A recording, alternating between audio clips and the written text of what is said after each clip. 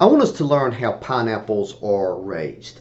And to do this, I want us to look at how Maui Gold Pineapple Company raises their particular pineapples. I think they're the best tasting pineapples. And I was fortunate enough that the general manager of the Maui Pineapple Company, Edward Cordero, was able to grant me an interview where he walked me through all the stages of pineapple production. Now, in case you didn't know, this is what a pineapple plant looks like. They don't grow on trees like some people might think. You have this on the ground plant here, and a young flower emerges in the middle of the plant, and that flower turns into a pineapple. So that's what they look like. Let's study how they're grown. What we're going to do here is we're going to walk through a complete pineapple production cycle.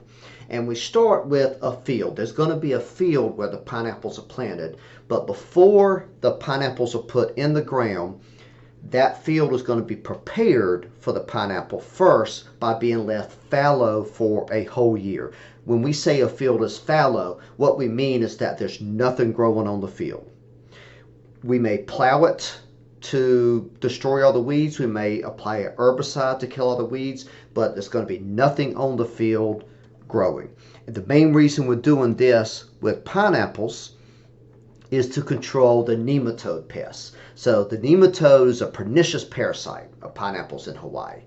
There's two particular nematodes that damage pineapple plants, the rhinophone and root knot nematode.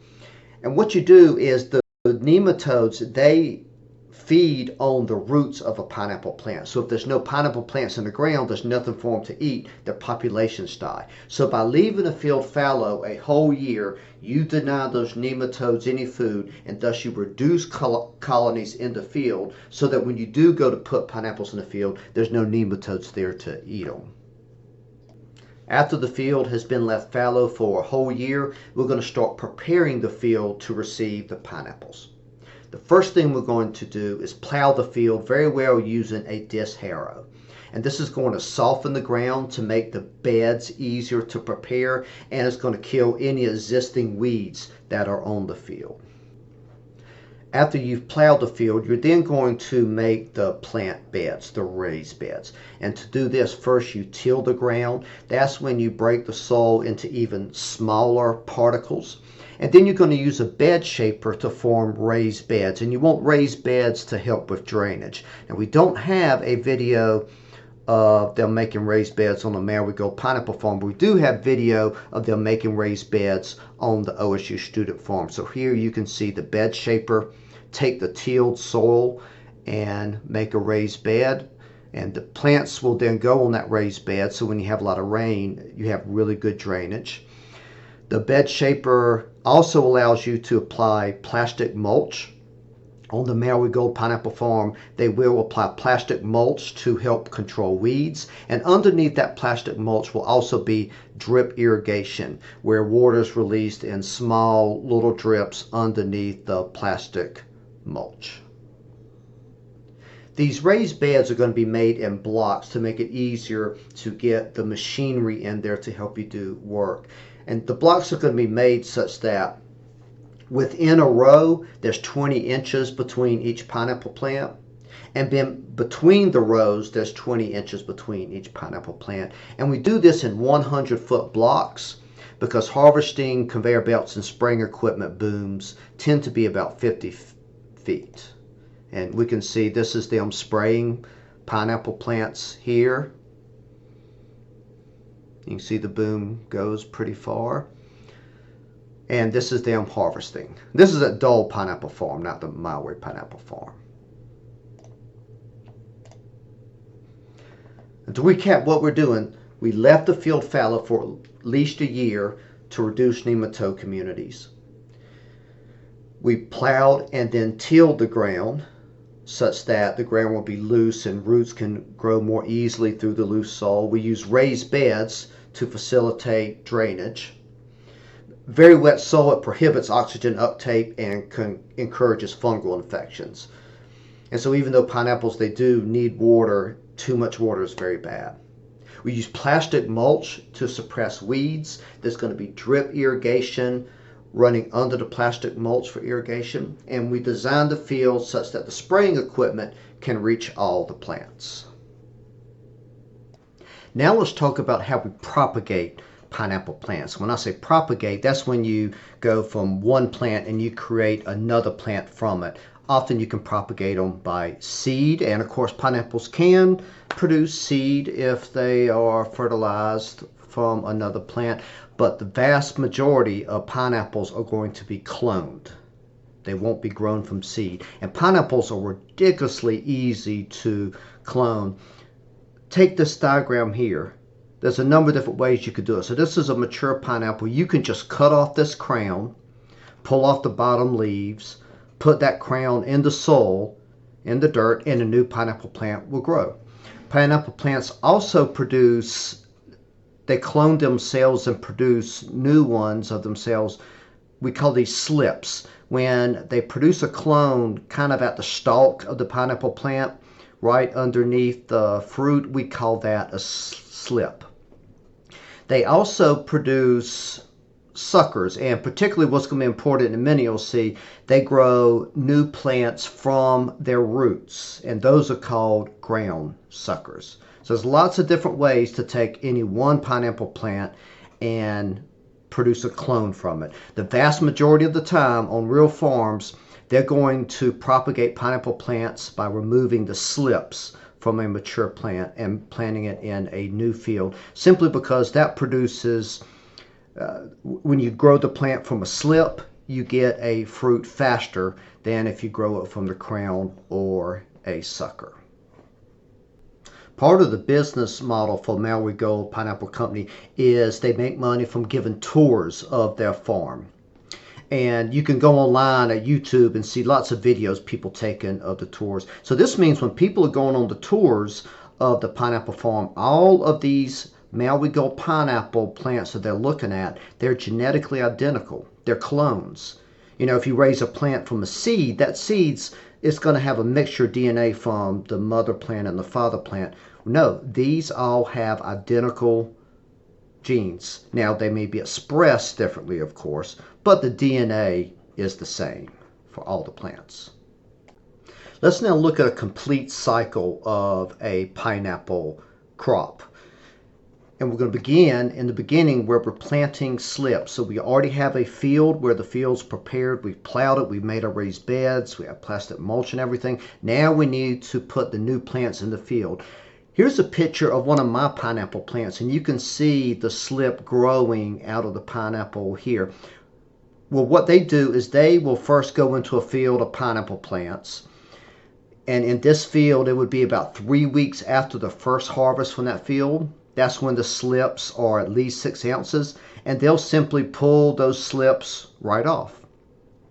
Then they'll dip those slips in a fungicide bath, and then they'll take it to the newly prepared field and they'll plant the pineapple plants there. And they plant up to 29,000 slips per acre. And by the way, these slips, when you take it off the plant, they can survive off the plant for weeks, and you can still plant them and they'll still grow. So this let people, thousands of years ago be able to pull a slip from a pineapple plant, walk, for weeks at a time to a new place, give the slips to other people, then they were able to grow that pineapple. So we're going to start our little tour of a pineapple cycle right here where we're planting the slips in the field. So this is like time 0. Well, I just told you that they plant 29,000 slips per acre. I want to make sure you understand what an acre is. So we're going to take a little pineapple side quest here and talk about what an acre is. An acre is 43,560 square feet. Well, it's basically a football field if you don't include the end zones and you take 10 yards off. So it's like 90 yards of a football field. That's the best way to visualize it. Well, where did this measure come from? Originally, in medieval England, an acre, that was an area of land that you could plow in one day with 2 oxen. So that just ended up being a useful standard for referring to amount of land that is still with us today. You want all your pineapple plants to be ready to be harvested at roughly the same time. And one way you do this is you force the pineapple plants to flower at the same time. And generally what they're going to do is 11 and a half months after they planted the slips of the pineapple plant, they're going to force flowering. How do you force a pineapple plant to flower? Well, this is a picture of me forcing my pineapple plant to flower. There's a growth regulator you can buy. This is called Floral, and it contains a chemical called ethipon. And you apply it to the plant. And what we want is we want the plant to feel ethylene gas. Once the plant feels ethylene gas, then it's going to flower. That's just how it responds to ethylene gas. But a gas is hard to apply to a plant. It's a gas, it floats away. And so ethipon is an acidic liquid that once it gets inside the plant tissue, because it's an acid and because the plant tissue inside it is a more alkaline environment, it causes that molecule to break down, and that releases the ethylene gas inside the plant. So the ethipon is kind of like a way of sneaking the ethylene gas into the plant.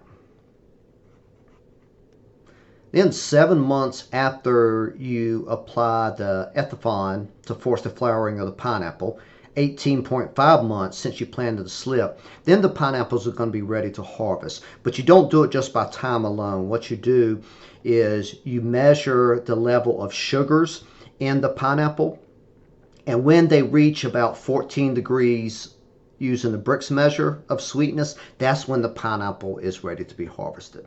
And by then, the pineapples will be 3.5 to 4 pounds in weight. And once you've harvested it, then what you do is you're going to bathe it in a water and chlorine solution to disinfect it, clean it. And in that bath, like you can see here, the good pineapples are going to float and the bad ones are going to sink. So that makes sorting through the good and bad ones kind of easy. Then you're going to take the good ones out, give them a shower with clean water. Then you're going to spray the pineapples with a wax coating and a peduncle fungicide. Now, I bet you've never heard the word peduncle before, but the peduncle is just the bottom of the fruit where it grows out of the plant stalk. And since you're ripping it from the stalk, it can be kind of vulnerable to fungal infections. And so you spray it with the fungicide. Adding the wax and the fungicide to it extends the life of the fruit by 14 days. And once you've done that, you're going to sort them according to color and size, and then you're going to sell them for consumption. So we've harvested our field of pineapples.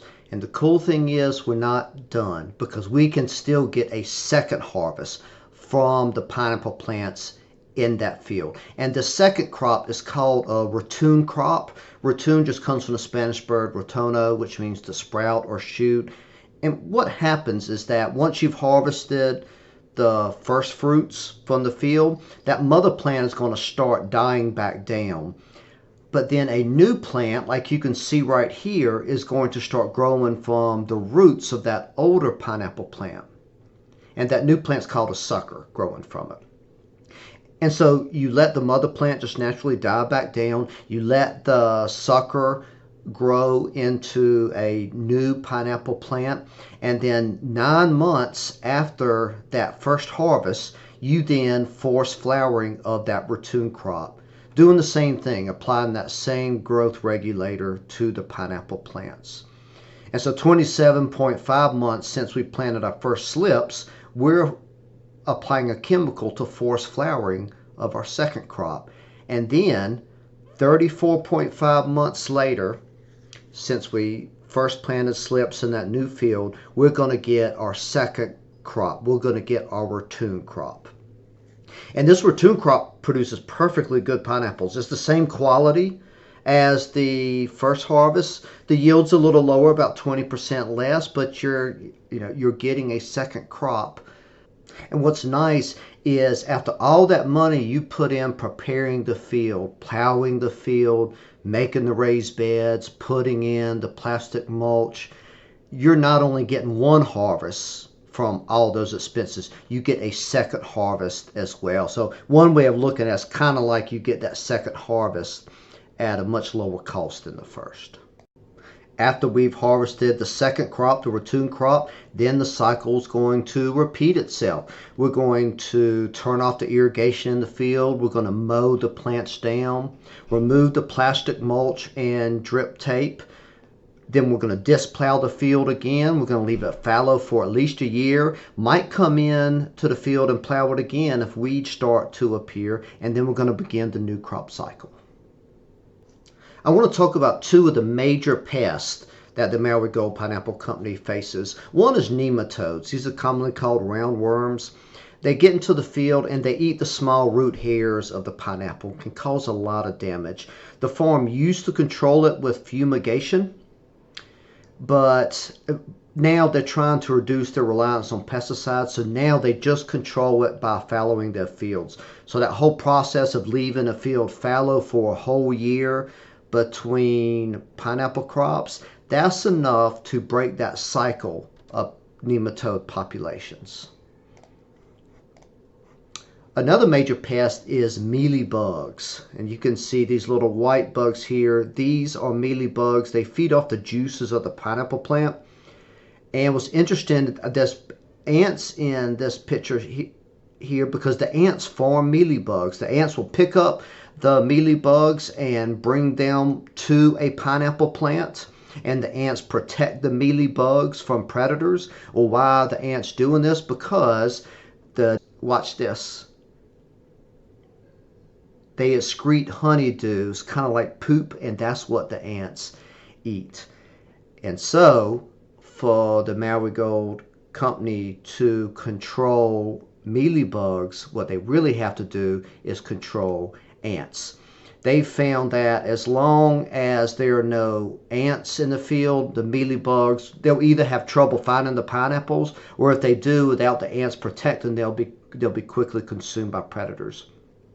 So what they do is around the field, they control the ants by spreading a granular ant bait every 90 days around the field. So they spread it around the perimeter of the field, so if the ants start to go into the field, they encounter this bait, they say, ooh, this is yummy, they go to eat it, but that bait has this ingredient, hydromethalon, and what this does is when the ants consume it, it prohibits their bodies from producing ATP, thus depriving them of the energy they need to live. And they found this is enough to control mealybugs.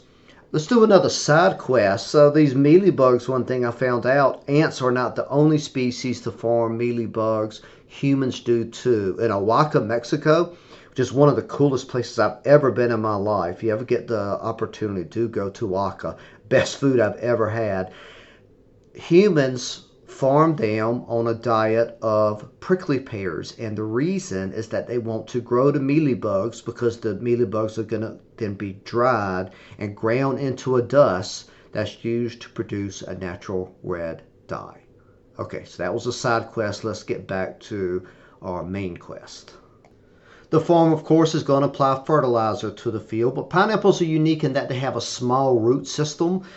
Down at the bottom of the plant, there's kind of like a root ball there, and most of the roots are right around the base of that plant. The roots don't spread out much, and the plant's actually designed such that when water comes down, the leaves capture the water and delivers the water to that root base. So this is why pineapples are often referred to as top feeders. And so some fertilizer is applied to the soil through drip irrigation, but most of the fertilizer is going to be directly applied to the plant leaves in a water solution. Let's look at a couple things about the Maui Pineapple Company's business model. So it's specializing in the Maui Gold pineapple, and this pineapple is bred for high quality fresh fruit. It does not store well. Its storability is not good enough for it to go through, let's say, Walmart's supply chain, where it's put on a ship and sent through a bunch of wholesalers and distributors and then finally the grocery store. It's meant to be consumed shortly after harvest. which is why when I buy Maui Gold pineapple, I don't get it from the store. I buy it directly from the company, and it's sent second day air. And it's bred for that high quality fresh fruit, has very high sweetness, low acidity, attractive appearance. I think is the best tasting pineapple out there. But you got to get it straight from the company. You can't get it from the store because of its limited storability. The pineapple variety is named Maui Gold because the variety was bred in Hawaii, and Maui is an island in Hawaii, and because it has more of a golden color than other varieties. They are specializing in selling fresh pineapples, but they're also ag tourism. If you go to the Maui Island, you can purchase a tour of the farm. If you go on YouTube, you can see lots of people who went there and posted videos of it. They often sell to Hawaii wholesale markets because they can sell wholesale locally because that supply chain is short enough that the pineapples can get to the store on time to still be fresh. So this is a different pineapple company. They're selling directly to consumers and mostly through the mail. How are they doing this? Let's look at their workforce. Their wage laborers are unionized, and then they have 6 salaried employees. There's a farm manager. There's an operations supervisor. It's also their data collector. There's an administrative assistant. And since so many orders are through or made online, they have an internet orders coordinator. They have a specialist in the packing shed. And then they have one person who is in charge of food safety and quality. I hope you found this discussion of pineapple production interesting. It's not something we tend to cover much at Oklahoma State University, which is why I wanted to cover it. I want to expose you to something different. And I want to express my appreciation to Edgar Cordero for allowing me to interview him and get the information together, put together this presentation.